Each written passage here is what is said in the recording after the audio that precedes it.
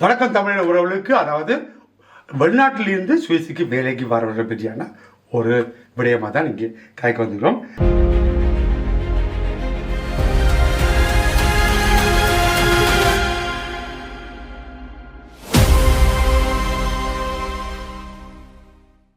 அதாவது ஐரோப்பாவில் இருந்து சில பல பேர் எங்களிடம் கேட்டிருந்தார்கள், நாங்கள் ஜெர்மனியில் இருக்கிறோம், பிரான்ஸ் இருக்கிறோம், லண்டனில் இருக்கிறோம், நாங்கள் இந்த சுவிஸுக்கு வேலைக்கு வரணும்னால் என்னென்ன அடிப்படை தேவைகள் எங்களுக்கு தேவை.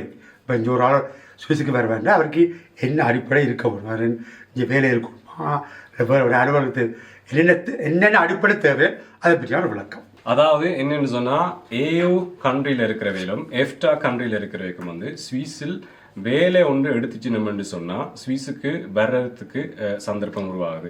அதாவது ஒரு வேலை கான்ட்ராக்ட் அவையில் சைன் பண்ணிச்சுன்னு சொன்னால் அதுக்கு பிறகு சுவிஸில் அவையில் ரெஜிஸ்டர் பண்ணி இங்கே வாழ்றதுக்குரிய வசதிகளை உருவாக்கி கொள்ளலாம்.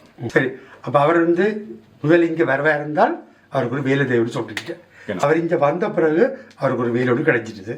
சரி, அவருக்கு என்ன அஃபந்தால் வேலைக்கும் அவருக்கு கிடைக்கும்.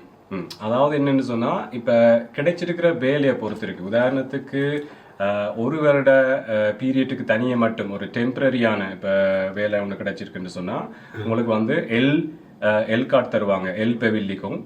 அதே நேரத்தில் உங்களுக்கு ஒரு உன்பெஃப்ரிஸ்டத்தை கான்ட்ராக்ட் கிடைக்குமா இருந்தால் 5 வருஷத்துக்கு வரைக்கும் வேலை செய்யக்கூடிய மாதிரி கான்ட்ராக்ட் கிடைக்குன்னு சொன்னால் ஆட்டோமேட்டிக்காக பி கார்ட், பி பெர்மிட் கெமெண்டை அமுல்படுத்துவாங்க. அதே நேரத்தில் இப்போ சுவிஸில் இருக்கும் பக்கத்து நாடுகள் பிரான்ஸ் சரி, ஜெர்மன் சரி, அங்கே இருந்து கொண்டு வேலைக்கு இப்போ போர்டருக்கிட்ட இருந்து கொண்டு அங்கேயே வாழ்விடத்தை அங்கேயே வச்சுக்கொண்டு தனியாக வேலைக்கு மட்டும் சுவிஸுக்குள் போனால் அவையில் கிரென்ஸ்கேங்கர்னு சொல்லுவாங்க. என்ன சொன்னால், ஒவ்வொரு நாளும் போர்டரால் திருப்பி இரவுக்கு திருப்பி ரிட்டர்ன் பண்ணுவாங்க. அவைக்கு ஜி பெவிலிக்கும் அவைகளுக்கு கொடுப்பாங்க. அதுக்கப்புறம் என்னென்னு சொன்னால், அந்த அஃபந்தால் வீலுக்கு கிடைத்த பின்பு அவரோட ஃபேமிலிகள் இங்கே வரலாம். அவைகளுக்கு இங்க வேலை கிடைச்சி இங்க 15 சொன்னா அவைய கல்யாணம் கட்டி இருக்கிற வைஃப் புள்ளியலையும் இந்த நாட்டுக்கு அவர்கள் இங்க வந்த பிறகு அவர்களுடைய இங்க சட்ட திட்டங்கள் என்ன, ஒரு இங்க பி கிடைச்சால் உங்களுக்கு தெரியும் ஸ்டோர் அளிப்பாங்க, அது அளிப்பாங்க, அப்படியே அப்படி அதுக்கு இருக்கின்றதா? அவைகளுக்கு சுவிஸில் வாழும் மக்கள் போல அவைகளுக்கு டேக்ஸ் கழிவிடும். அதுவும் குவெல்லன் ஸ்டோயர் சம்பளத்துல இருந்து டிரெக்டா கழிவிடும். அவையில் கனகாலம் இங்கே இருந்து பியில இருந்து சிக்கு மாறும் பட்சத்தில் ஆட்டோமேட்டிக்காக அவைகளுக்கு டேக்ஸ் நிரப்பி டேக்ஸ் போன்ற மாதிரி சூழ்நிலை வரும். அது வரைக்கும் அவைகளுக்கு பி கார்ட், பி பெர்மிட் இல்லாட்டி எல் பெர்மிட்ல இருக்க குவெல்லன் ஸ்டோயர் நேரடியாக சம்பளத்திலிருந்து கழிவிடும். ஓகே, அடுத்த கேள்வி என்று சொன்னால், அவர்கள் இங்கே வந்ததும் உங்களுக்கு தெரியும், சுவிஸ் நாட்டில் இந்த மருத்துவ காப்பீடு என்றது ஒரு கண்டிப்பானது. இது ஒப்ளிகத்தோரிஸ். அவர்கள் சுவிஸுக்கு ஒரு வேலை கிடைச்சி சுவிஸுக்கு வந்தால் எத்தனை நாளைக்குள்ள அவருக்கு இந்த கிரக காசை அன்மெல்டும் பண்ணுவோம்.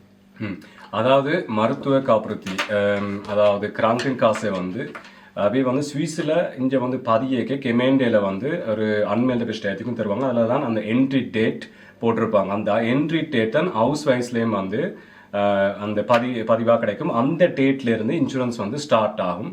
அதே நேரத்தில் அவைகள் சுவிஸுக்கு 3 மாதம், அந்த 15 டேட்ல இருந்து 3 மாசத்துக்குள்ள கண்டிப்பாக ஒரு இன்சூரன்ஸ் திறக்கணும். அது திறந்த நாள், அந்த வந்த நாள்ல இருந்து தான் அந்த இன்சூரன்ஸும் ஓட வெளிக்கிடும். இன்றைக்கு அந்த பின்னோக்கி அந்த 3 மாசத்துக்குரிய காசு கட்ட வேண்டி வரும். நீங்க எவ்வளவு சீக்கிரமா நீங்க வந்த பட்சத்துல நீங்க அங்கே திறந்துட்டீங்கன்னு சொன்னா உங்களுக்கு கணக்கு அமௌண்ட் பின்னோக்கி கட்டுற மாதிரி வராது.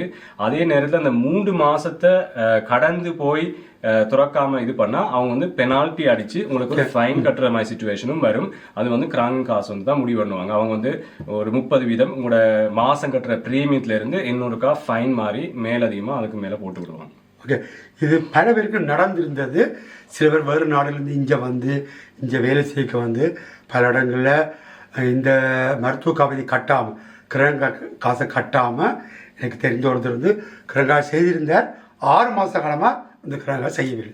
அவர் பிறகு பார்த்துருந்தேன், கிரக காசு நார்மல் பிரேமியத்தை விட கூட ஃபைன் ஏன் அது எல்லா கிரகங்களும் செய்கிறதா, இல்லாட்டி குறிப்பிட்ட நீங்கள் வேலை செய்கிற கிரகன் காசை மட்டுமா, இல்லை அது வேறு கிரகங்களும் அதை கடைப்பிடிக்கிறார்களா?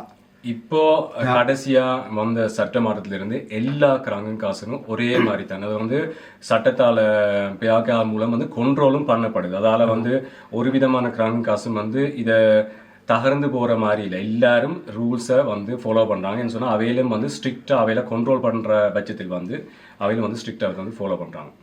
அப்போ உறவுகளே, நீங்கள் வேறு நாடுகளில் இங்கே வந்திருந்தால் உடனடியாக இந்த மருத்துவ காப்பீடு அதாவது கிராங்கின் காசு வந்து அட்மிட்டும் பண்ணுங்க.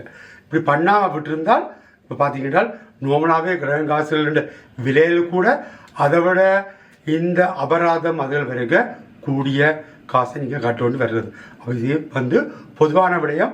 பல பேர் ஊர்லேருந்து வர்றவர்களும் இங்கே கல்யாணம் கட்ட வர்றவர்களும் வந்து போட்டு கிழங்கு காசு கட்டாமல் 6 மாதம் 5 மாதத்துக்கு பிறகு கிழங்கு கட்ட போது இப்படியான பிரச்சனை இங்கே நடந்திருக்குது. அதை நீங்கள் சொல்வது கூட கிழங்கு காசு வந்த உடனே உடனடியாகவே நீங்கள் அந்த ஒப்ளிகத்தோட கட்டியே ஆகணும். நண்பர்களே, மீண்டும் அடுத்த வீடியோ சந்திப்போம்.